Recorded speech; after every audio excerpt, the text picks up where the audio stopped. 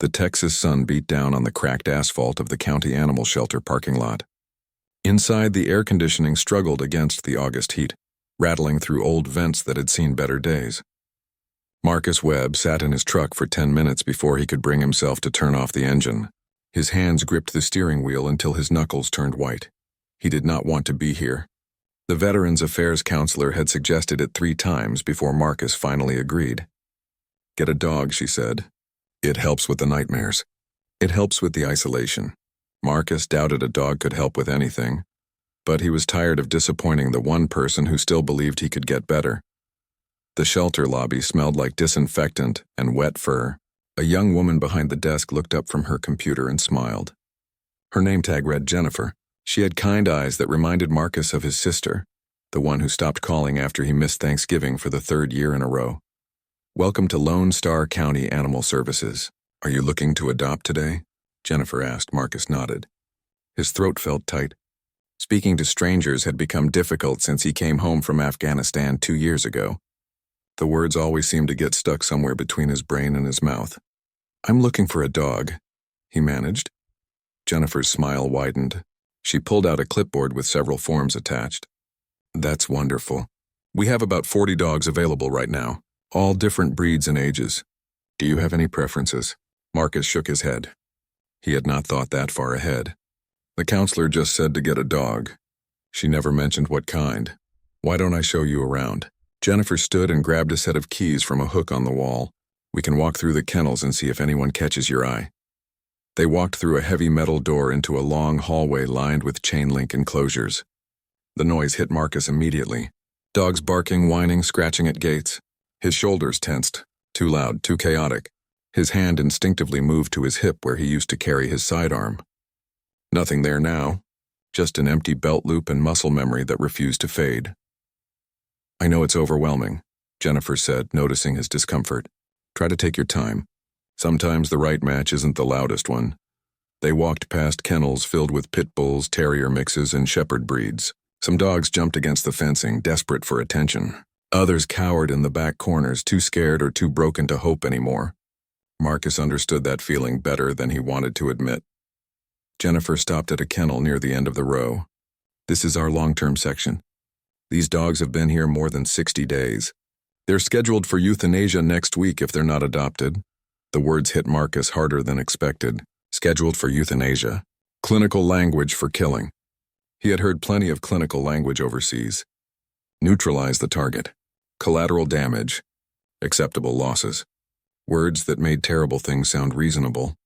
In the corner of the last kennel sat a large German shepherd. The dog did not bark or jump like the others. He simply sat there, watching Marcus with dark, intelligent eyes. His coat was dull and patchy. A long scar ran down his right shoulder. One ear stood upright while the other folded slightly at the tip. "That's Sergeant," Jennifer said quietly. "He came in 4 months ago. Animal control found him wandering near the interstate. He's about 5 years old, we think. Nobody claimed him." Marcus stared at the dog. Sergeant stared back. Neither moved. "He's been passed over by every family that's come through," Jennifer continued. "He's too big, too old, too serious looking. Kids are scared of him. The scar doesn't help." She paused. "Between you and me, I think he's a former military or police dog. He responds to hand signals and has training most shelter dogs don't have. But we can't confirm it without records, and nobody's come forward." Marcus stepped closer to the kennel. Sergeant's eyes followed him, but the dog remained still. No wagging tail. No excited movement. Just watchful patience. "Can I go in?" Marcus asked. Jennifer hesitated. "He hasn't been aggressive, but he hasn't been friendly either. He tolerates us, but that's about it." "Are you sure?" Marcus nodded. He was not sure about much these days, but something about this dog felt familiar. The way Sergeant held himself. The wariness in his posture. The look in his eyes that said he had seen things he could not forget. Jennifer unlocked the gate. "I'll be right here." Marcus stepped inside and closed the gate behind him. The kennel was small, barely 10 feet by 10 feet. Sergeant remained in his corner, watching. Marcus slowly lowered himself to sit on the concrete floor, his back against the chain-link wall. He did not approach the dog. He just sat there. They stayed like that for several minutes. Man and dog, both damaged, both unwanted, both running out of time. Finally, Sargent stood. He walked slowly toward Marcus, each step deliberate and cautious. When he reached Marcus, he did not jump or lick or wag. He simply sat down next to him, close enough that their shoulders touched. Outside the kennel, Jennifer watched in silence. For the first time in 2 years, Marcus felt something other than numbness. His hand moved slowly to rest on Sargent's head. The dog leaned into the touch. "I'll take him," Marcus said. The paperwork took longer than Marcus expected. Jennifer walked him through vaccination records, behavioral assessments, and adoption agreements. She explained that Sargent was neutered, microchipped, and current on all his shots. She also warned him that the dog might have separation anxiety, might not be good with other animals, might need time to adjust. Marcus barely heard her. His attention kept drifting back to the kennel where Sargent waited. Through the window, he could see the dog sitting in the same spot, watching the door Marcus had walked through. "I need to be honest with you," Jennifer said, setting down her pen. "Sargent is special. I've worked here for 5 years, and I've never seen a dog quite like him.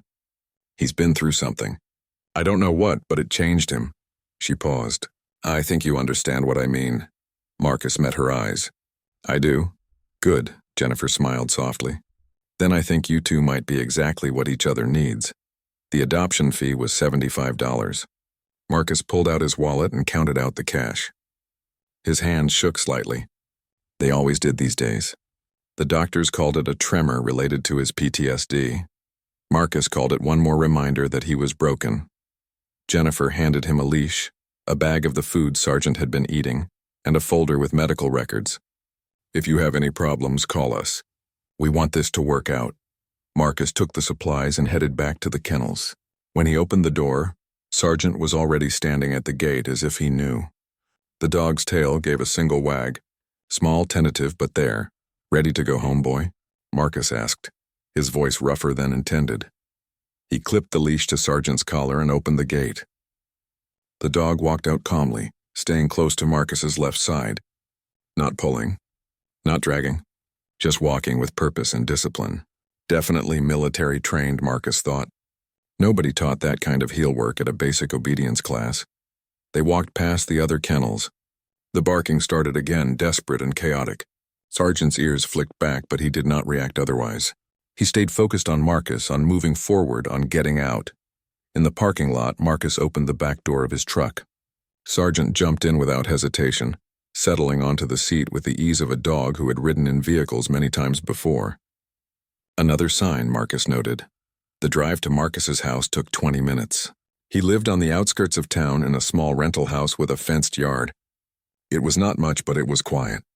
Away from people, away from traffic, away from the noise that made his chest tight and his heart race. Sargent sat upright in the back seat the entire drive, watching the landscape pass. His posture was alert but not anxious. When they pulled into the driveway, the dog's ears perked forward. Marcus got out and opened the back door. "Come on." Sargent jumped down and followed Marcus to the front door. Inside, the house was dim and cool. Marcus had not opened the curtains in weeks, maybe months. Time had a way of blending together when every day felt the same. The living room held a couch, a coffee table, and a television that Marcus rarely turned on. The kitchen was small and clean, mostly because Marcus barely cooked. The bedroom door stayed closed. He slept on the couch most nights anyway. The bed felt too big, too empty, too much like the barracks where his brothers had slept before they died. Marcus unclipped the leash and watched Sargent move through the house. The dog did not rush. He walked methodically, sniffing corners, checking rooms, assessing the space. It took 5 minutes before Sargent returned to the living room and sat down facing Marcus. "This is it," Marcus said. "Not much, but it's ours now." Sargent's tail thumped once against the floor. Marcus filled a bowl with water and set it on the kitchen floor. Sargent drank deeply, then returned to sit near Marcus. The dog's presence was steady, calm, grounding in a way Marcus had not felt in a long time. That evening, Marcus tried to watch television but could not focus. His thoughts kept circling back to Afghanistan, to the explosion that killed 3 of his team members, to the faces he could not save, to the guilt that sat like a stone in his chest every waking moment. Sargent moved closer and rested his head on Marcus's knee. The weight was real and solid, something to focus on besides the memories that would not stop playing in his head. "You've seen bad things too, haven't you?" Marcus said quietly. The dog's dark eyes met his. There was understanding there. Recognition. Two souls who had been to war and come back changed. Marcus's hand moved to Sargent's head, fingers running through the coarse fur. The scar on the dog's shoulder was thick and raised. A healed wound that told a story Sargent could not speak. "We'll figure it out together," Marcus whispered. For the first time since coming home, Marcus did not feel completely alone. The nightmares would still come. The panic attacks would still hit. The grief would still crush him some days. But now there was something else. Something living and breathing beside him. Something that needed him as much as he needed it. Sargent leaned heavier against Marcus's leg. Outside, the Texas sun was setting, painting the sky in shades of orange and red. Inside the small house, man and dog sat together in the quiet, beginning the slow and uncertain work of healing. The first night was harder than Marcus expected. He lay on the couch in the dark, listening to the unfamiliar sounds of another living creature in his house. Sargent had settled on the floor beside the couch, close enough that Marcus could hear the dog breathing. Around 2 a.m, the nightmare came. The same one that haunted Marcus most nights. He was back in the desert. The convoy ahead hit an improvised explosive device. Fire and smoke and screaming. He ran toward the burning vehicle but could not reach it. His legs moved through sand like concrete. His team was dying and he could not save them. Marcus jerked awake, gasping for air. His heart hammered against his ribs. Sweat soaked through his shirt. The living room spun around him, shadows morphing into threats. His hand reached instinctively for a weapon that was not there. Then he felt it. A heavy weight on his chest. Warm and solid and real. Sargent had climbed onto the couch and laid across Marcus, pinning him down with gentle pressure. The dog's dark eyes stared into his, calm and steady. Marcus's breathing slowed. His racing heart began to settle. The panic that clawed at his throat loosened its grip. He focused on the weight of the dog, the warmth of fur against his skin, the rhythm of Sargent's breathing matching his own. "How did you know?" Marcus whispered. Sargent did not move. He stayed there, a living anchor pulling Marcus back from the edge of the nightmare that still tried to drag him under. They stayed like that until dawn broke through the curtains. When Marcus finally sat up, Sargent moved with him, staying close but not crowding. The dog followed him to the kitchen where Marcus started a pot of coffee with shaking hands. The morning routine felt different with Sargent there. Marcus let the dog out into the fenced backyard, watched him circle the perimeter with the same methodical precision Marcus had seen military working dogs use overseas. Another confirmation of what he already suspected. This dog had served. This dog had seen combat. When Sargent came back inside, Marcus filled his food bowl. The dog ate slowly, deliberately, always keeping one eye on Marcus. That kind of awareness did not come from being a pet. It came from training, from necessity, from learning that letting your guard down could cost you everything. Marcus's phone buzzed. A text from his VA counselor, Dr. Sarah Chen. She checked in every few days, making sure Marcus had not completely isolated himself. He usually ignored the messages, but today he responded. "Got the dog," he typed. 3 dots appeared immediately. "That's wonderful, Marcus. How is it going?" Marcus looked at Sargent, who was watching him from across the room. "Different. Good, I think. I'm glad. Remember, it takes time for both of you to adjust. Be patient with yourself." Marcus set the phone down. Patience had never been his strength, but he would try. The next few days fell into a pattern. Marcus woke from nightmares. Sargent was there. Marcus felt the panic rising. Sargent pressed against him. Marcus ventured into the backyard. Sargent walked beside him, positioned slightly behind, watching his back. That last detail struck Marcus hard. The way Sargent positioned himself, always covering Marcus's blind spots, always between Marcus and anything that approached. It was exactly what soldiers did for each other in combat zones. Watch my six. Cover my back. Don't let anything get through. On the fourth day, Marcus tried something new. He drove to the grocery store with Sargent in the truck. He had been avoiding public places for months. Too many people, too much noise, too many variables he could not control. But he was running low on food and the delivery fees were adding up.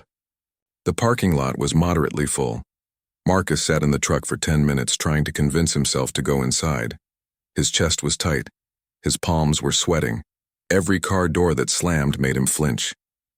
Sargent whined softly from the back seat. Marcus turned to look at the dog. I can't do this. Sargent's tail wagged once. His eyes held that same steady calm that had pulled Marcus through 3 nights of nightmares. You think I should try? Marcus asked. The dog's tail wagged again. Marcus took a deep breath. Okay, let's try. He clipped the leash to Sargent's collar and they walked toward the store entrance together. The automatic doors slid open. The fluorescent lights were too bright. The store music was too loud. Marcus's heart rate spiked. His vision narrowed. The familiar warning signs of a panic attack building. Sargent moved closer, pressing against Marcus's leg. The dog's body created a buffer between Marcus and the other shoppers. When an elderly woman pushed her cart too close, Sargent stepped in front of Marcus, creating space without aggression. Just presence. Just a boundary. Marcus grabbed a shopping basket. His hands were shaking, but he moved forward. Sargent walked beside him, matching his pace perfectly. When Marcus stopped to grab bread, Sargent sat. When Marcus moved to the next aisle, Sargent stood and followed. A small child ran past, squealing. Marcus's whole body tensed. The sudden movement. The high-pitched sound. His brain screamed danger. His muscles prepared to react. Sargent nudged Marcus's hand with his nose. A gentle bump. Insistent, but not forceful. Marcus looked down at the dog, focused on those dark eyes, counted his breaths. 1, 2, 3. The panic receded. They made it through the store in 20 minutes. 6 items purchased. 1 panic attack interrupted before it fully formed. Marcus counted that as a victory. In the truck, Marcus sat with his hands on the steering wheel, processing what had just happened. He had gone into a public place. He had not fled. He had not broken down. Because of the dog. Thank you, Marcus said quietly. Sargent's tail thumped against the back seat. Word spread quickly in the small veteran community. Marcus learned this the hard way when his phone rang a week after adopting Sargent. The number was unfamiliar, but the area code was local. Is this Marcus Webb? The voice was gruff, older, tinged with authority. Who's asking? Marcus kept his tone neutral. Name's Roy Campbell, retired Army Co-9 handler. I heard through the grapevine you adopted a German Shepherd from the county shelter. Big dog, scarred shoulder, about 5 years old. Marcus's grip tightened on the phone. What about it? That dog might be mine. Well, not mine exactly, but one I knew overseas. Can I come by and take a look? Marcus wanted to say no. The thought of someone taking Sargent away made his chest tighten with anxiety. He had not felt since the grocery store, but he also needed to know the truth about where this dog came from. Tomorrow afternoon. 2 o'clock, Marcus said, then gave his address. The call ended and Marcus looked at Sargent, who was lying near the door, watching him with those calm, knowing eyes. Someone's coming to see you tomorrow. Says he might know you from before. Sargent's tail thumped once against the floor. That night, Marcus barely slept. The nightmares came harder, as if sensing his stress. Each time he woke gasping, Sargent was there. Pressure on his chest. Steady breathing. Calm presence. By morning, Marcus was exhausted but functional. At exactly 2 o'clock, a blue pickup truck pulled into the driveway. A man in his 60s climbed out, moving with the careful precision of someone whose body had seen too many years of hard use. He wore faded jeans, a veteran baseball cap, and a shirt that said Dogs of War across the front. Marcus met him at the door. Sargent stood beside him, alert but not aggressive. Roy Campbell stopped 3 feet away, his eyes locked on the dog. His weathered face went through a series of emotions. Surprise, recognition, grief. Thor, he whispered. Sargent's ears perked forward. A low whine escaped his throat. "Come in," Marcus said, stepping aside. They sat in the living room. Roy could not take his eyes off Sargent, who had positioned himself between the two men, watching both carefully. His name was Thor when I knew him. Military working dog. Explosives detection. He served 3 tours in Afghanistan between 2018 and 2021. Marcus felt his stomach drop. The same years he had been there. The same war. The same desert that haunted both their dreams. What happened to him? Marcus asked. Roy's jaw tightened. His handler was killed in 2021. IED strike during a patrol. Thor was injured in the same blast. That scar on his shoulder? Roy pointed. Shrapnel wound. He survived, but he was never the same after that. Marcus understood that feeling completely. The military tried to reassign him, but he wouldn't work with anyone else. Too traumatized. Too bonded to his handler. They eventually retired him, and he was supposed to be adopted through proper channels. But something went wrong. Paperwork got lost. He ended up in the system somehow and then disappeared. Roy looked at Marcus. I've been searching for him for 6 months. Are you here to take him back? Marcus's voice was harder than he intended. Roy studied him for a long moment. You're a veteran too, aren't you? Marines, Afghanistan, 2022 to 2024. And you're struggling with it. Not a question. A statement Marcus did not answer. He did not need to. Roy could see it written all over him. Then no, I'm not here to take him back. Roy leaned forward. I'm here to make sure he ended up in the right place. And from what I'm seeing, he did.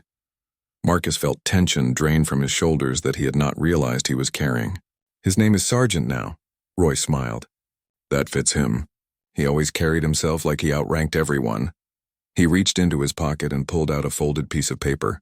This is his military service record. His vaccination history. His training certifications. Everything you might need to know.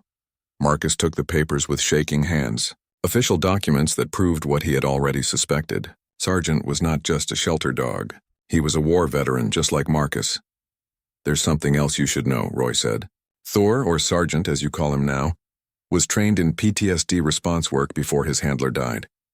The military was testing programs where combat dogs learned to recognize panic attacks, nightmares, and anxiety symptoms in their handlers. Sargent was one of the first dogs in that program. Marcus thought about the nightmares, the way Sargent always knew. The pressure on his chest. The calm presence. That's why he knows what to do when I wake up. Exactly, Roy confirmed. He's been trained to help, and now that training has a purpose again. He's helping you the same way he helped his first handler. They sat in silence for a moment. 2 veterans and a dog who understood trauma better than most therapists ever would. Can I ask you something? Marcus said. Shoot. Why did you really come here? You could have just let him stay lost. Roy's eyes grew distant. Because I couldn't save his handler.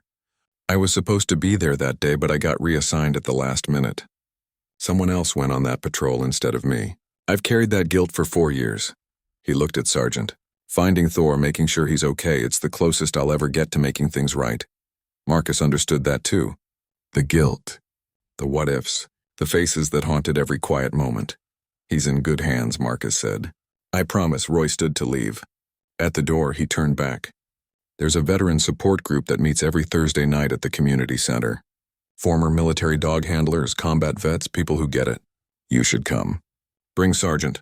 I don't do groups, Marcus said automatically. Neither did I. Then I realized dying alone was worse than being uncomfortable in a room full of people who understand. Roy handed Marcus a card with an address.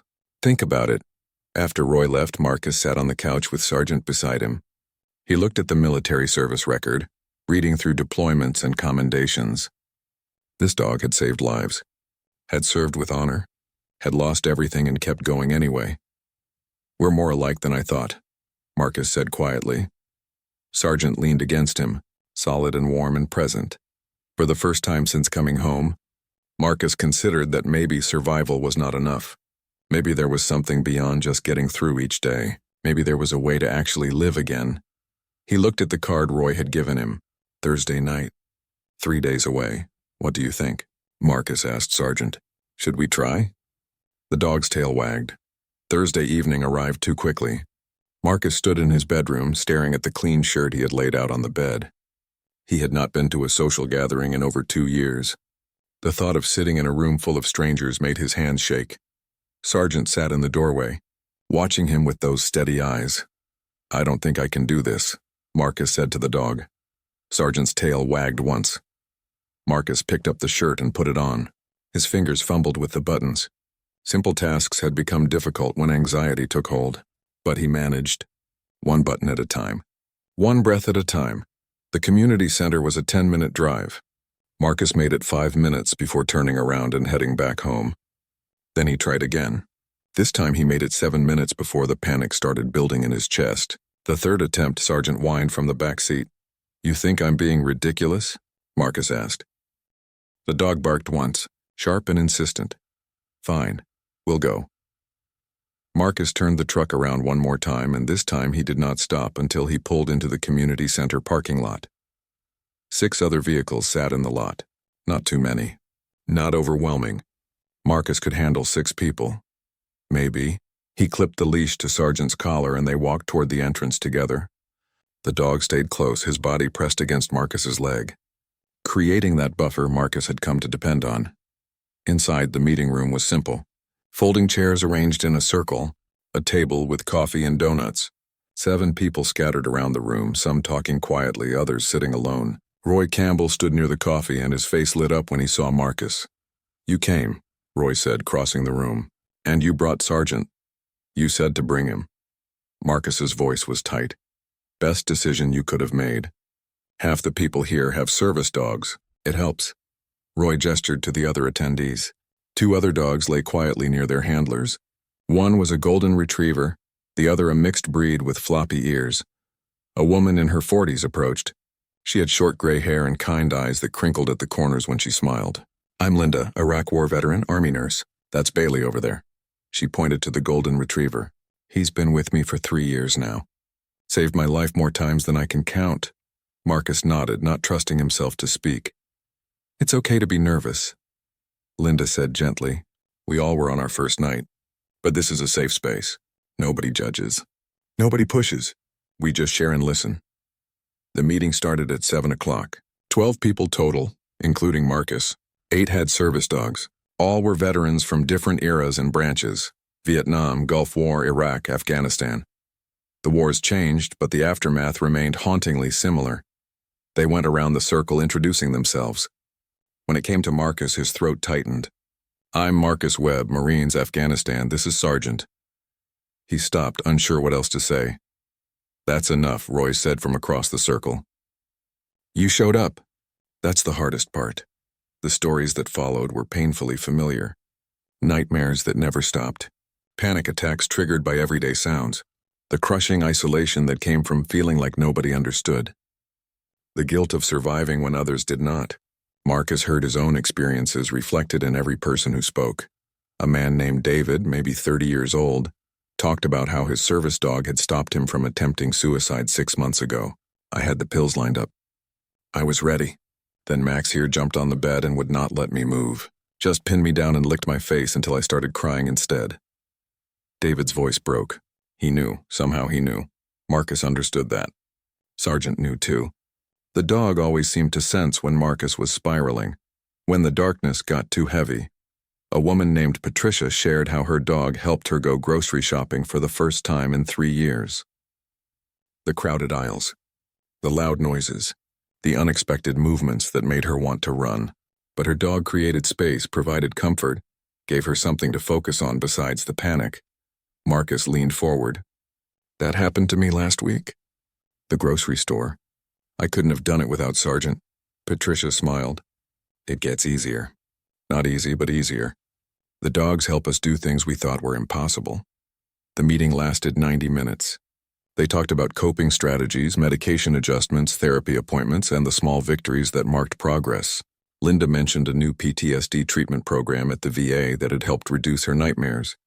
David shared a breathing technique his counselor taught him. Roy talked about the importance of routine and purpose. When the meeting ended, people did not rush to leave. They lingered, talking quietly, sharing phone numbers, making plans to meet for coffee, community, connection. The things Marcus had been avoiding for 2 years because they felt too hard, too risky, too painful. Linda approached Marcus as he was heading toward the door. "Can I give you some advice?" Marcus nodded. "The dogs are incredible tools. They help us function. But they're not a cure. You still need therapy. You still need to do the work. Sergeant can make it easier, but you have to show up for yourself too." She paused. "Are you seeing a counselor?" "Once a month at the VA," Marcus admitted. "Not enough. You need weekly sessions at minimum. The VA has programs specifically for combat veterans with PTSD. Prolonged exposure therapy. Cognitive processing therapy. They work, but they're hard." Linda's expression was serious. "I put it off for years because I was scared." "Don't make my mistake," Marcus felt defensive. "I'm managing. You're surviving. There's a difference." Linda's tone was firm but not unkind. "I was just surviving too until I decided I wanted to actually live again. The dogs help us get there, but we have to do the walking." After she walked away, Marcus stood in the parking lot with Sargent processing her words. The dog leaned against his leg, patient and steady. Roy came out a few minutes later. "So, what did you think?" "It was hard," Marcus said honestly. "Good, that means you actually engaged instead of just sitting there." Roy smiled. "Will you come back next week?" Marcus looked down at Sargent, who was watching him with those calm, knowing eyes. The dog had brought him here, had given him the courage to walk through that door, had sat beside him while he listened to stories that mirrored his own pain. "Yeah," Marcus said. "I'll come back. Good man." Roy clapped him on the shoulder. "And Marcus? Call the VA tomorrow. Set up more frequent appointments. Linda's right about that." On the drive home, Marcus felt something unfamiliar stirring in his chest. Not quite hope, not yet, but maybe the beginning of it. A small crack in the wall he had built around himself. Sargent sat in the back seat, his reflection visible in the rearview mirror. The dog's ears were relaxed. His posture was calm. He looked content in a way Marcus had not seen before. "We're doing this together," Marcus said aloud. "Both of us healing. Both of us trying." The dog's tail wagged. When they got home, Marcus did not go straight to the couch like usual. Instead, he opened his laptop and logged into the VA website. He found the mental health services section and filled out a request for increased counseling appointments. His hands only shook a little. Sargent lay at his feet, a warm presence that made the task feel less daunting. Progress, Marcus thought. Small and uncertain, but still progress. The weeks that followed brought structure to Marcus's life in a way he had not experienced since leaving the military. Sargent required routine, morning walks, feeding schedules, training exercises. The dog's needs created a framework that pulled Marcus out of bed each day, even when the nightmares made him want to stay buried under the covers. The VA responded to Marcus's request within a week. He was assigned to weekly counseling sessions with Dr. Sarah Chen, his existing counselor. Their first expanded session was difficult. Dr. Chen asked questions Marcus had been avoiding for 2 years. "Tell me about the explosion," she said during their second weekly session. Marcus's hands gripped the arms of the chair. "I don't want to talk about it, I know. But avoidance is one of the core symptoms of PTSD. The more you avoid the memory, the more power it has over you." Dr. Chen's voice was gentle but firm. "Prolonged exposure therapy works by helping you process the trauma instead of running from it." Sargent, who had accompanied Marcus to the appointment, moved from his position by the door to sit directly in front of Marcus. The dog's eyes locked onto his handler's face. Marcus took a shaky breath. It was supposed to be a routine patrol. "We had done the same route 100 times before." The words came slowly at first, then faster. The details he had been suppressing for 2 years poured out. The heat of the Afghan desert. The jokes his team had been making minutes before the explosion. The sudden blast that threw him 10 feet through the air. The ringing in his ears. The smoke. The screaming. The bodies of his friends scattered across the road. Marcus's breathing became rapid and shallow. His vision started to tunnel. The panic was building, threatening to consume him. Sargent stood and placed his paws on Marcus's knees.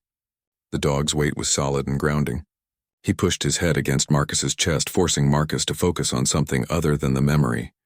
"Good," Dr. Chen said. "Let Sargent help you. Feel his weight. Count his breaths. Stay in the present moment." Marcus's hands moved to Sargent's fur. The texture was real. The warmth was real. He was not in Afghanistan.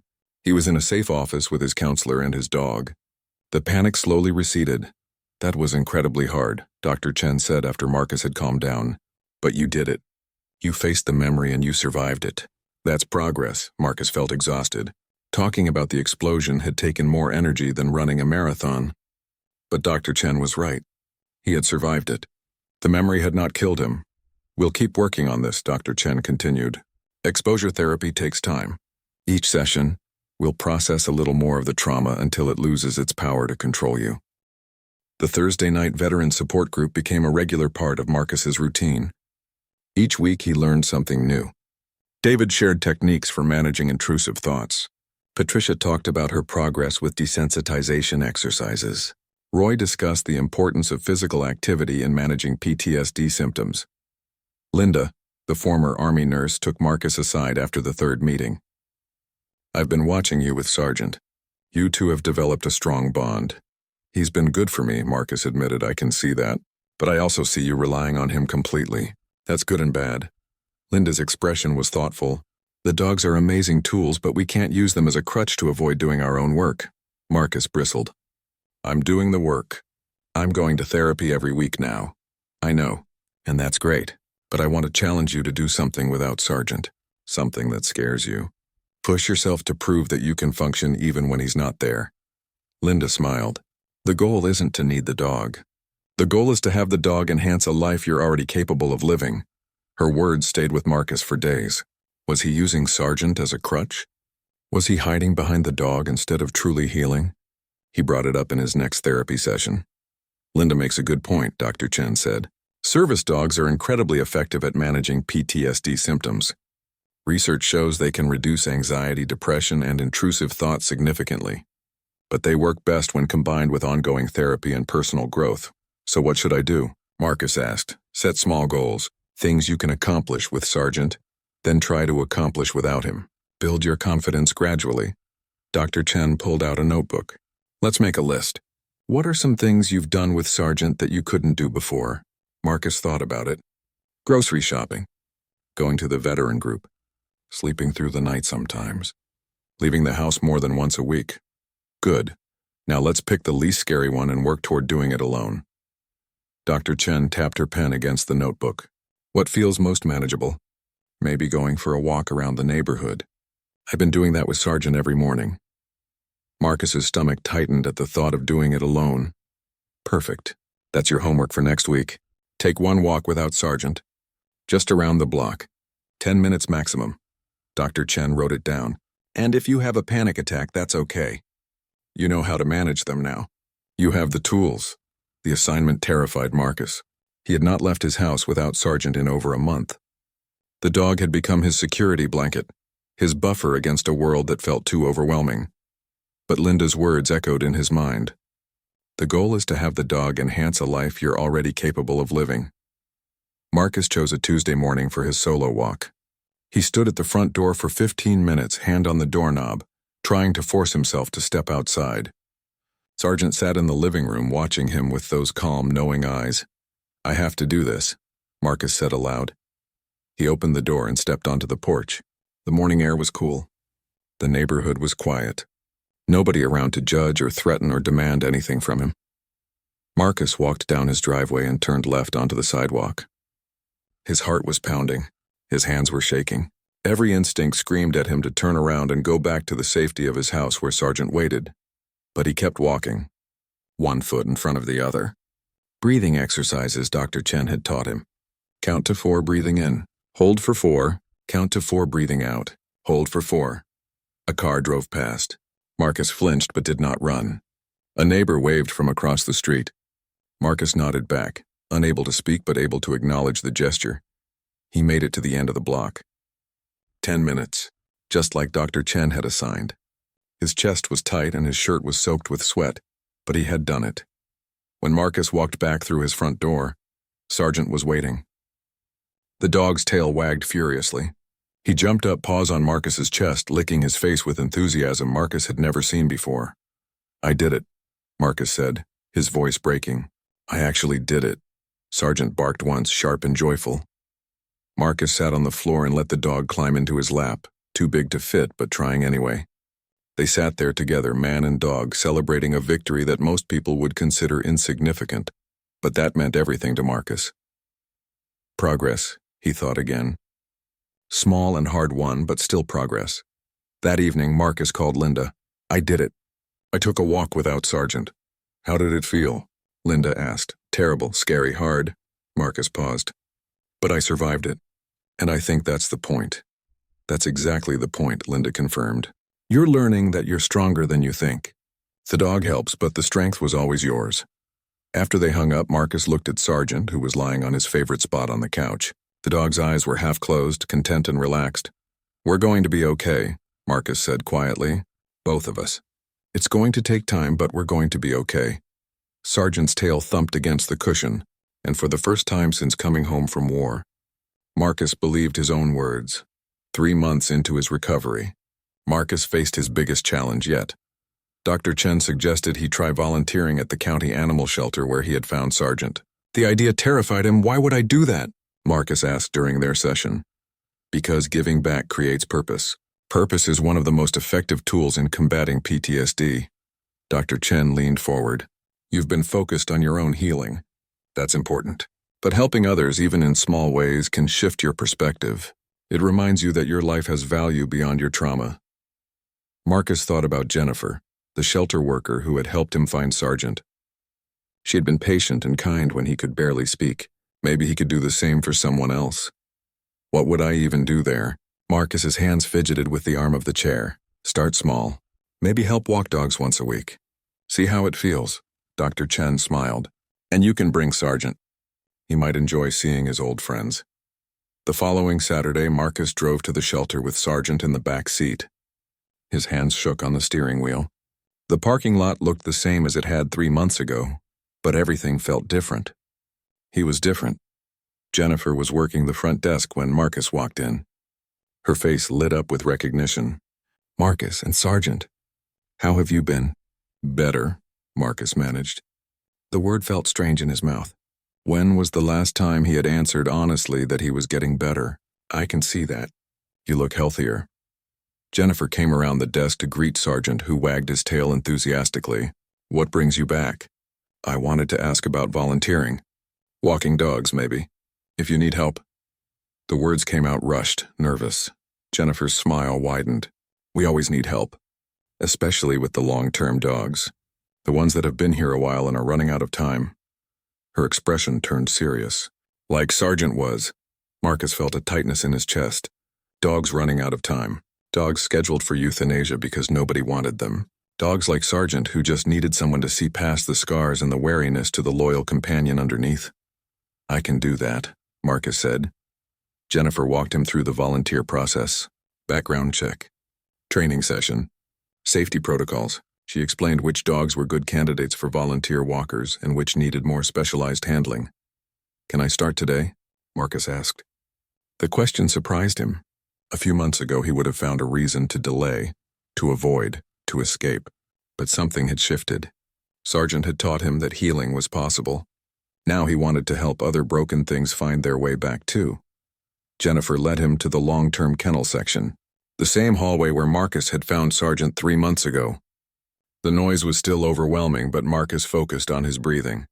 Count to 4 in, hold, count to 4 out, hold. They stopped at a kennel holding a medium-sized pit bull mix. The dog was dark brown with white markings on his chest. He sat in the corner, not barking or jumping like the others, just watching with sad, resigned eyes. "This is Duke," Jennifer said softly. "He's been here 4 months. Owner surrendered him when they moved and couldn't take him. He's 7 years old, not a puppy anymore. People always want puppies." Marcus recognized the look in Duke's eyes, the same look Sargent had when Marcus first saw him. The look that said this dog had given up hope. "Can I walk him?" Marcus asked. Jennifer nodded and unlocked the kennel. Duke stood slowly, his tail giving a tentative wag. Marcus clipped the leash to his collar and let him out. Sargent, who had been waiting patiently, sniffed Duke briefly. The 2 dogs seemed to reach an understanding. Outside in the shelter's walking area, Marcus watched Duke explore the grass. The dog moved with the carefulness of an animal that had learned not to expect good things anymore. But slowly as the minutes passed, Duke began to relax. His tail wagged more. His steps became lighter. Marcus sat on a bench and both dogs settled near him. Sergeant on his left, Duke on his right. Two damaged souls who had found moments of peace. "You remind me of someone," Marcus said to Duke. Someone who thought he was broken beyond repair, but it turned out he just needed a chance. He thought about his own journey. The nightmares that still came but with less frequency. The panic attacks that he had learned to manage instead of being controlled by. The grocery store trips he could now complete alone. The veteran support group where he had started sharing his story instead of just listening. He was not cured. Dr. Chen had explained that PTSD did not work that way. The trauma would always be part of him, but he was learning to live with it instead of being crushed by it. Service dogs were not a cure, research showed, but an effective complementary treatment when combined with therapy and personal work. Marcus had done the personal work. He was still doing it. Every therapy session, every solo walk, every time he pushed himself beyond what felt comfortable. Sargent had been the catalyst, but the healing was Marcus's own. He started volunteering at the shelter every Saturday morning. 2 hours walking the long-term dogs, giving them attention and exercise, reminding them that they still mattered. Word spread through the veteran support group about Marcus's volunteer work. Linda started joining him some Saturdays with her dog Bailey. Then David came with Max.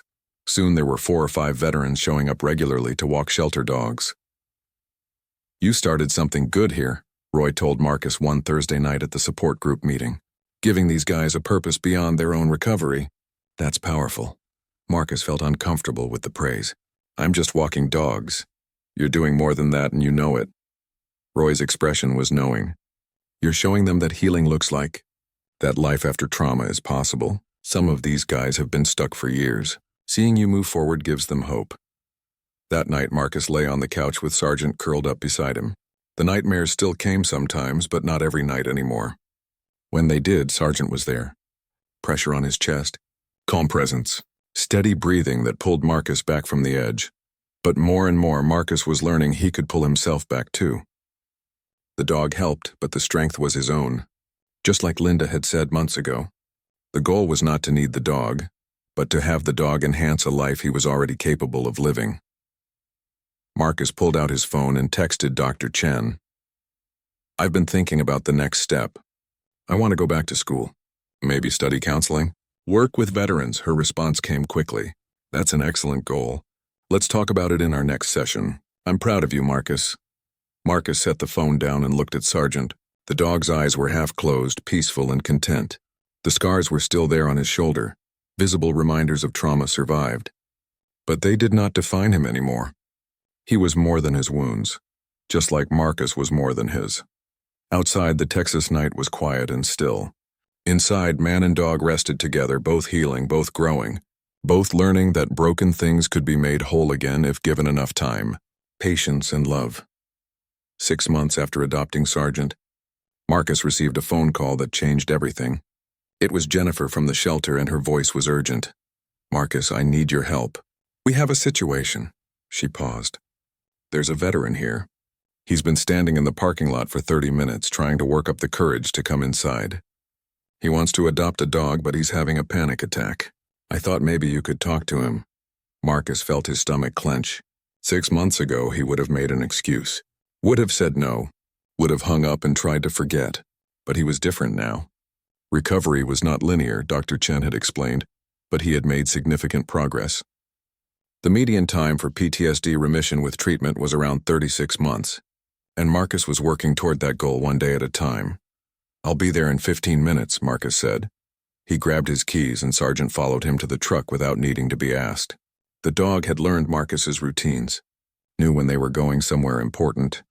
When Marcus pulled into the shelter parking lot, he spotted the veteran immediately. Young, maybe mid-20s, sitting in a beat-up sedan with his hands gripping the steering wheel. Marcus recognized the posture, the frozen fear, the battle between wanting help and being too terrified to take the first step. Marcus parked next to the sedan and got out slowly. He did not approach the driver's side. Instead, he opened the back door and let Sargent out. The dog stretched, then sat calmly beside Marcus. The young veteran's window was down. Marcus could see him watching Sargent with intense focus. "That's a good-looking dog," Marcus said, keeping his voice casual, not pushing, not demanding. Just offering a conversation if the kid wanted it. German Shepherd? The veteran's voice was rough, strained. Yeah, his name's Sargent. I adopted him from here 6 months ago. Marcus leaned against his truck, giving the kid space. He was scheduled to be put down. Nobody wanted him. Too old, too scarred, too serious looking. The young veteran finally looked at Marcus instead of the dog. But you wanted him? I needed him, Marcus corrected. I'm a veteran too, Marines, Afghanistan. I came home 2 years ago and I wasn't doing well. Couldn't sleep. Couldn't leave the house. Couldn't function. He paused. The VA counselor suggested I get a service dog. This guy saved my life. The kid's grip on the steering wheel loosened slightly. What branch? Marines, like I said. You? Army, Iraq, got back 8 months ago. His hands were shaking. Marcus could see it even from several feet away. I thought I could handle it. But I can't sleep. I can't be around people. I can't do anything without feeling like I'm going to die. Marcus nodded. He had been there. Hell, some days he was still there. PTSD prevalence in veterans who served in Iraq and Afghanistan ranged from 13 to 20%, and symptoms could persist for years without proper treatment. What's your name? Marcus asked. Tyler. The kid's voice cracked slightly. Tyler, I'm Marcus, and I'm going to tell you something that I wish someone had told me 2 years ago. Marcus took a breath. It's okay to not be okay. It's okay to need help. And it's okay to be scared. But sitting in this parking lot for the rest of your life isn't going to make it better. Tyler's eyes filled with tears. I don't know if I can take care of a dog. I can barely take care of myself. The dog will help you take care of yourself. That's the whole point. Marcus gestured to Sargent. This guy gets me out of bed every morning because he needs to eat. He gets me outside because he needs to be walked. He keeps me grounded when the panic hits. He gives me a reason to keep trying. But what if I'm not good enough for the dog? Tyler's fear was raw and honest. Then you work on becoming good enough. One day at a time. One small step at a time. Marcus straightened up. Look, I'm going inside to walk some of the long-term dogs. It's what I do every Saturday. You can sit out here as long as you need. But if you want, you can come with me. No pressure. No commitment. Just come look at the dogs. See if one of them speaks to you the way Sargent spoke to me. Marcus did not wait for an answer. He started walking toward the shelter entrance with Sargent at his side. He heard the car door open behind him. Footsteps on the pavement. Tyler following at a distance. Inside, Jennifer gave Marcus a grateful look. He nodded and led Tyler back to the kennels. The noise was overwhelming as always. Tyler's shoulders tensed. His breathing became rapid. Focus on your breathing, Marcus said quietly. Count to 4 breathing in. Hold for 4. Breathe out for 4. Hold for 4. It helps. Tyler tried it. His breathing did not immediately calm, but at least he was trying. They walked past the kennels slowly. Marcus watched Tyler's face, looking for any sign of connection. They passed pit bulls and terriers and mixed breeds. Nothing seemed to click. Then they reached the last kennel. A Belgian Malinois sat in the corner, alert but not aggressive. The dog was lean and muscular with intelligent eyes that tracked their movement. According to the card on the kennel, his name was Apollo, surrendered by a K-9 police unit after he developed anxiety and could no longer work. Tyler stopped walking. His eyes locked onto Apollo. The dog stood and moved to the front of the kennel, studying Tyler with the same intensity Tyler was studying him. Him, Tyler whispered. Marcus understood immediately. Sometimes the right match was obvious, instantaneous, like recognizing something familiar in a stranger's face. Let's see if Jennifer can get him out for you to meet, Marcus said. The introduction took 20 minutes. Apollo was cautious at first, circling Tyler, assessing him. Then the dog sat down next to Tyler and leaned against his leg, the same way Sargent had leaned against Marcus that first day. Tyler's hand moved to Apollo's head. The dog closed his eyes and pressed into the touch. Two damaged souls recognizing each other. I want to adopt him, Tyler said, his voice stronger than before. Marcus helped Tyler through the paperwork, answered questions about care and feeding and training, gave him contact information for the Veteran Support Group and Dr. Chen's office at the VA, wrote down his own phone number and told Tyler to call any time, day or night if he needed help. When Tyler left the shelter with Apollo walking calmly beside him, Jennifer turned to Marcus. You just did something incredible. I just showed him what someone showed me, that there's a way forward. Marcus looked at Sargent, and that sometimes broken things heal better together.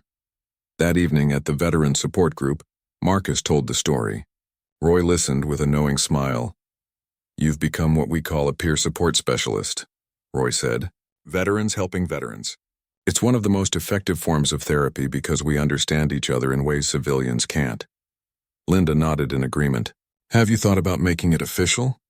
There are training programs for peer support. You could work at the VA helping newly returned veterans navigate the system.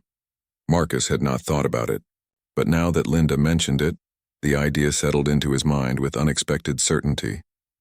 Purpose. Dr. Chen had said purpose was crucial to recovery. Maybe this was his. Tell me more, Marcus said.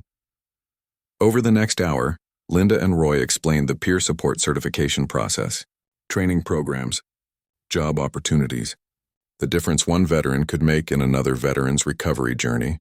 Marcus went home that night with a folder full of information and a head full of possibilities. Sargent settled onto the couch beside him, and Marcus pulled up the peer support training application on his laptop. What do you think? He asked the dog. Should we do this? Sargent's tail wagged. Marcus started filling out the application. His hands were steady. His mind was clear. The nightmares still came sometimes, but they no longer controlled him. The panic attacks still happened, but he knew how to manage them. He was not cured. Research showed that PTSD could persist for years, with median remission times around 3 years with treatment, but he was healing, and now he wanted to help others heal too. 1 year after adopting Sargent, Marcus sat in his first official peer support training session at the VA hospital. 20 veterans filled the conference room, all at different stages of their own recovery journeys. The instructor, a Vietnam veteran named Carl who had been doing peer support work for 15 years, stood at the front. Peer support is not therapy, Carl began. You are not counselors.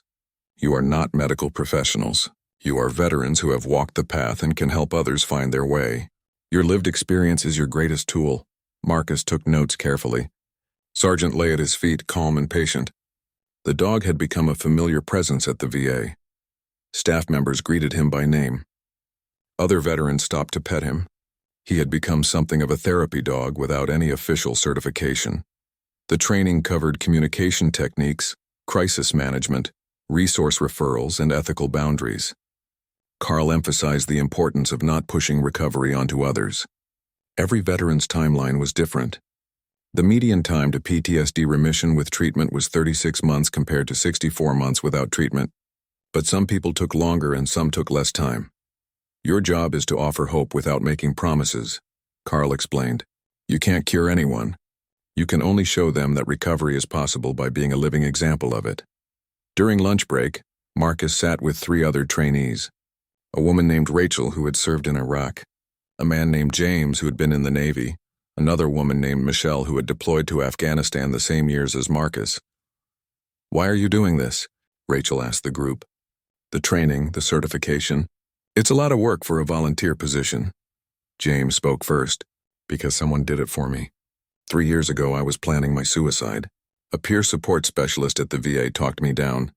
Literally saved my life. I want to pay that forward, Michelle nodded. I spent 2 years isolated in my apartment, convinced nobody understood what I was going through. Then I met a veteran peer support worker who told me her story, and it was like looking in a mirror. She helped me realize I wasn't alone. I want to be that person for someone else. Marcus looked at Sargent, who was watching him with those steady, knowing eyes. I adopted a dog from a shelter a year ago. He was a military working dog who had been traumatized in combat.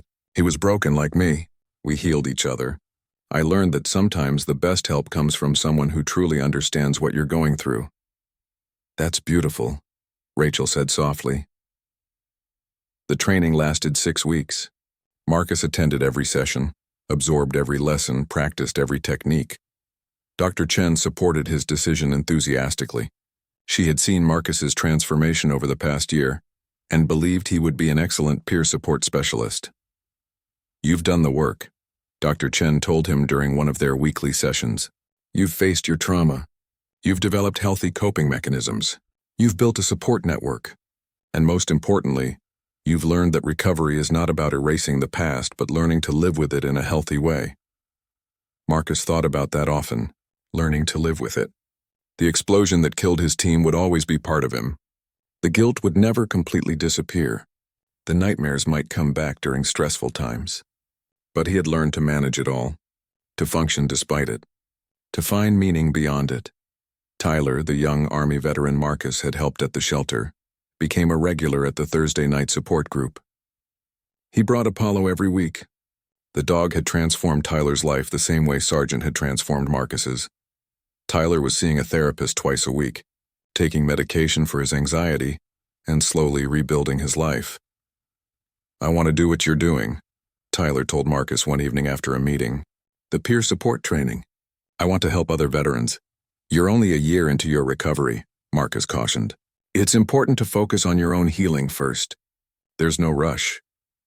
"You were only 6 months into yours when you helped me," Tyler pointed out. Marcus could not argue with that. "Fair point, but I had a lot of support in place. Therapy, medication when I needed it. The support group, Sargent," he paused. "Just make sure you're doing it for the right reasons. Not to avoid your own work." Tyler nodded thoughtfully.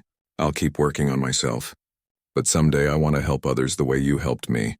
Marcus received his peer support certification on a Thursday afternoon in a small ceremony at the VA. Dr. Chen attended, along with Roy, Linda, and several members from the veteran support group. Jennifer from the shelter came with Duke, the pit bull mix Marcus had walked during his early volunteering days. Duke had been adopted by a retired teacher 2 months ago and was thriving. "I'm proud of you," Roy said, shaking Marcus's hand. "You've come a long way from the guy who could barely walk into a shelter a year ago." "I had good teachers," Marcus replied. Linda hugged him. "Now comes the real work. Helping others without losing yourself in their pain. It's harder than you think." She was right. Marcus's first official assignment as a peer support specialist was working with newly returned veterans at the VA's outpatient clinic. He met with 3 or 4 veterans each week, offering support, resources, and most importantly, hope. Some were receptive immediately. Others resisted, insisting they were fine, that they did not need help. Marcus recognized that resistance because he had lived it. He did not push. He just planted seeds and left his contact information. Some called weeks later. Some never called at all. One veteran, a young woman named Sarah who had served as a medic in Afghanistan, reminded Marcus of himself in those early days. She sat in the clinic's waiting room, staring at the floor, arms wrapped around herself protectively. Sargent sensed her distress immediately and moved to sit beside her. Sarah looked at the dog, then at Marcus. "Is he a service dog?" "And he is now." "Military working dog. Explosives detection. 3 tours in Afghanistan." Marcus sat down across from her, giving her space. "He came home with PTSD just like I did." Sarah's eyes filled with tears. "Dogs can get PTSD?" "They can. They experience trauma just like we do." Sargent watched his handler die in an IED blast. It broke him for a while. Marcus gestured to the dog, who was calm and steady beside Sarah. "But he healed, with time and help and patience. Just like I'm healing." "I can't sleep," Sarah whispered. "Every time I close my eyes, I see the people I couldn't save. The soldiers who died in my arms. I'm a medic. I was supposed to save them." Marcus understood that guilt intimately. The trauma tells us lies. It tells us we should have done more, been better, tried harder. But the truth is we did everything we could with what we had in impossible situations. The guilt is real, but it's not rational. "Does it ever go away?" Sarah asked. Marcus considered his answer carefully. Research showed that PTSD could remit over time, but approximately 1/3 of cases persisted even with treatment. Recovery looked different for everyone. "It gets quieter," Marcus said honestly. "With therapy and work and support, it becomes something you carry instead of something that carries you. Some days are harder than others. But there are good days too. More good days as time goes on." Sarah reached out tentatively and touched Sargent's head. The dog leaned into her hand. "I'll try," she said finally. "I'll try therapy." "That's all anyone can ask," Marcus replied. That evening, Marcus drove home with Sargent beside him. The sunset painted the Texas sky in brilliant oranges and reds. The same colors that used to remind Marcus of explosions and fire now just looked beautiful. That shift in perspective Dr. Chen had explained was a sign of healing, when triggers become just memories, when the past stops controlling the present. At home, Marcus made dinner while Sargent lay in his usual spot, watching. The routine was comfortable now, normal. Marcus's life had structure and purpose. He had work that mattered, relationships that supported him, goals for the future. He was enrolled in online classes toward a degree in counseling. In 3 years, he hoped to become a licensed therapist specializing in veteran mental health. His phone buzzed with a text from Tyler. Apollo and I walked to the store today without having a panic attack. Small victory, but wanted to share. Marcus smiled and typed back. Not a small victory. A huge one. Proud of you, another text came through. This one from Sarah, the young medic. Scheduled my first therapy appointment. Thanks for talking today. Marcus looked at Sargent. We're making a difference. The dog's tail wagged. Outside night fell over the quiet neighborhood. Inside the small house, Marcus sat at his laptop, working on an assignment for his counseling class. Sargent dozed nearby, peaceful and content. The nightmares would come less frequently now, but when they did, Sargent would be there. The panic might flare up during stressful times, but Marcus had tools to manage it. The grief would never fully disappear, but it had transformed into something he could live with. Recovery was not a destination, Marcus had learned. It was a journey. Some days moved forward, some days slipped back, but the overall trajectory pointed toward healing, toward purpose, toward a life worth living. 2 years after that day in the shelter when Marcus first met Sargent, everything had changed. Marcus stood in front of a classroom at the local community college, teaching an Introduction to Psychology course. His military service and peer support certification had opened doors he never imagined possible. Sargent lay in his usual spot near Marcus's desk, a familiar presence that the students had come to expect. The dog was officially registered now as a service animal, with proper certification and training documentation. But more than that, he had become a symbol. When Marcus talked about trauma and recovery in his lectures, Sargent was living proof that healing was possible. PTSD is not a life sentence, Marcus told his class of 30 students, many of them veterans using their educational benefits. Research shows that with proper treatment, the median time to remission is about 36 months. But that's just a statistic. Some people improve faster, some take longer. The important thing is that improvement is possible. He paused and looked at his students. Several were nodding. A few had their hands raised with questions. This was his purpose now. Teaching, helping, showing others the path he had walked. After class, a young veteran named Alex approached. Marcus recognized the look in his eyes. The same haunted expression Marcus used to see in the mirror. Professor Webb, can I talk to you? Alex's voice was barely above a whisper. Of course. Walk with me. Marcus gathered his materials and headed toward his office. Sargent fell into step beside them. In the quiet of his office, Alex opened up. He had returned from Afghanistan 8 months ago. Could not sleep. Could not focus. Could not connect with his family. The story was painfully familiar. Have you talked to anyone at the VA? Marcus asked. Alex shook his head. I keep thinking I should be able to handle it on my own. I'm a soldier. I'm supposed to be strong. Marcus leaned forward. Asking for help is strength, not weakness. The strongest thing I ever did was admit I could not do it alone. He gestured to Sargent. 2 years ago, I was where you are now. Broken, isolated, convinced I was beyond help. A counselor suggested I get a dog. I almost said no because that felt like giving up. But you said yes, Alex observed. I said yes, and that dog saved my life. Not because dogs are magic, but because he gave me a reason to start trying, to get out of bed, to leave the house, to take one small step toward healing. Marcus pulled out a card with Dr. Chen's contact information. This is my therapist. She specializes in veteran PTSD. Call her office. Tell them I referred you. They'll get you in quickly. Alex took the card with shaking hands. What if it does not work? What if I am too broken? You are not too broken. Nobody is. Marcus's voice was firm. The statistics show that treatment works. 73% of people show clinically meaningful PTSD symptom reduction with proper therapy. About 50% fall below the clinical threshold entirely. Those are good odds. Did it work for you? Alex asked. Marcus considered his answer carefully. I still have hard days. The nightmares come back sometimes when I am stressed. I still get anxious in crowds. But I have tools now to manage it. I have a life I want to live. That is what recovery looks like. Not perfection, but progress. Alex nodded slowly. I'll call the number. Good. And come to the veteran support group on Thursday nights. Community Center, 7 o'clock. There are about 20 of us now. We would be glad to have you. Marcus stood and extended his hand.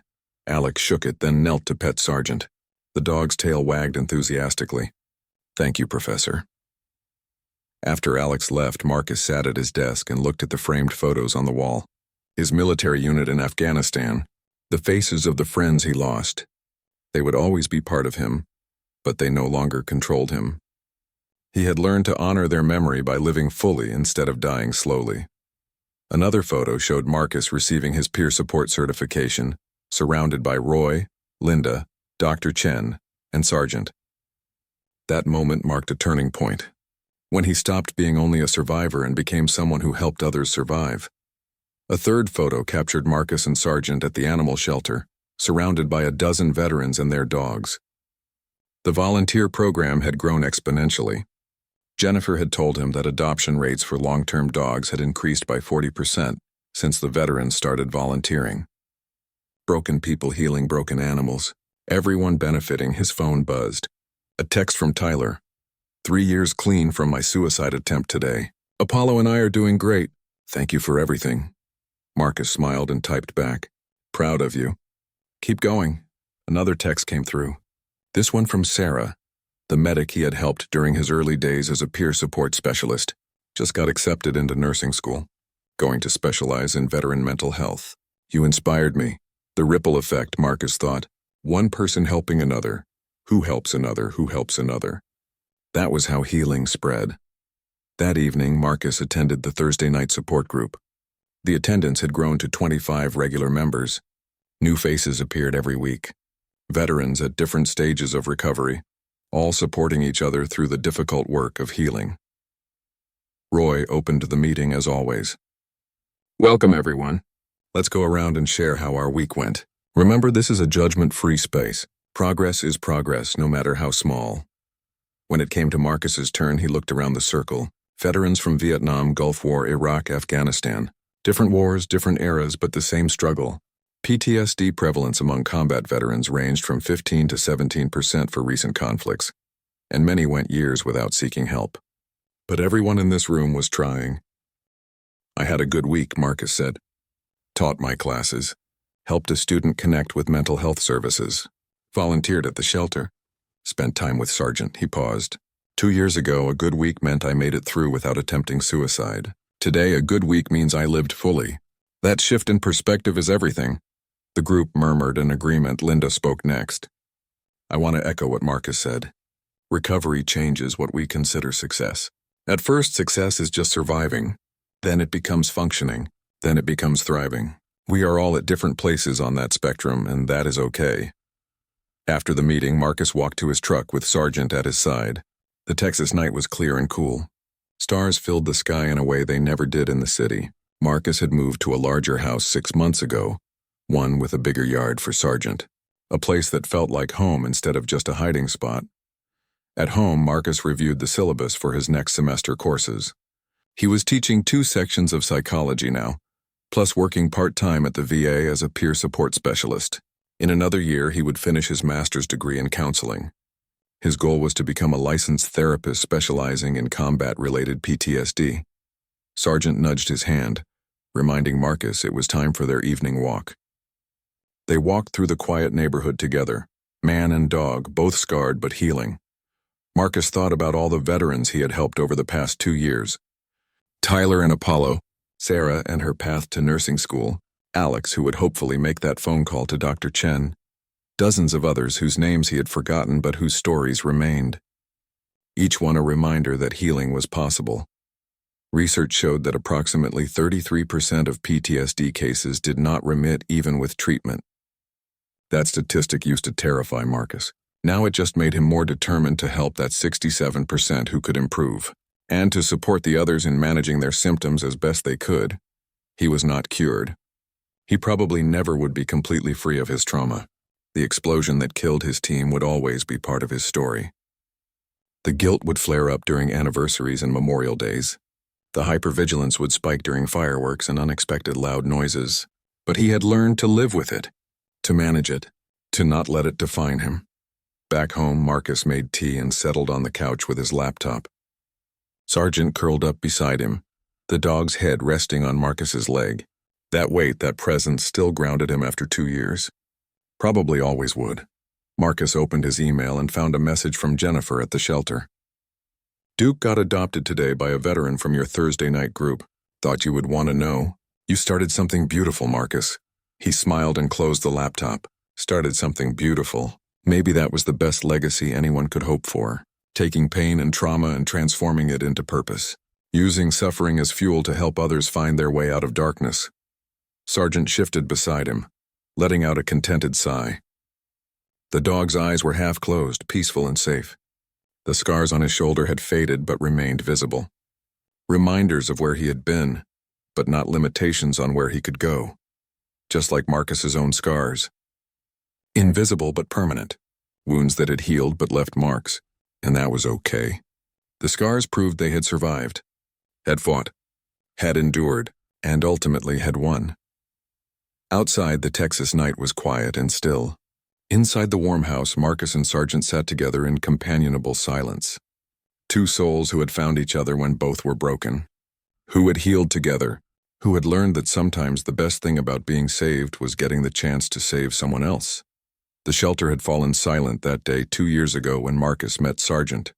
Two broken beings recognizing each other across a kennel door, neither knowing then that their meeting would ripple outward, touching dozens of lives, creating a community of healing that continued to grow.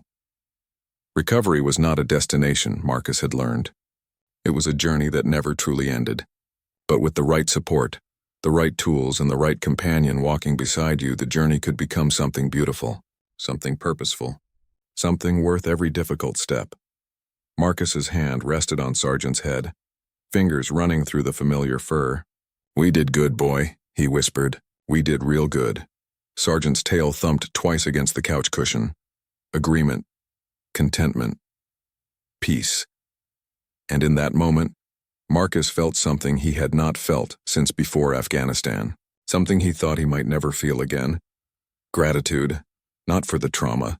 Never for the trauma, but for having survived it, for having found Sargent, for having discovered that broken things could heal, that wounded souls could help other wounded souls, that life after war was not just possible, but could be meaningful, purposeful, and full of hope. Tomorrow would bring new challenges, new students to teach, new veterans to help, new moments of anxiety and grief to manage, but tonight, Marcus sat in his warm house with his dog beside him, at peace with his past and hopeful for his future. The broken veteran and the war dog nobody wanted had both found what they needed most. Not a cure, not an erasing of the past, but a reason to keep going, a purpose beyond survival, and the knowledge that they were no longer alone, that was enough.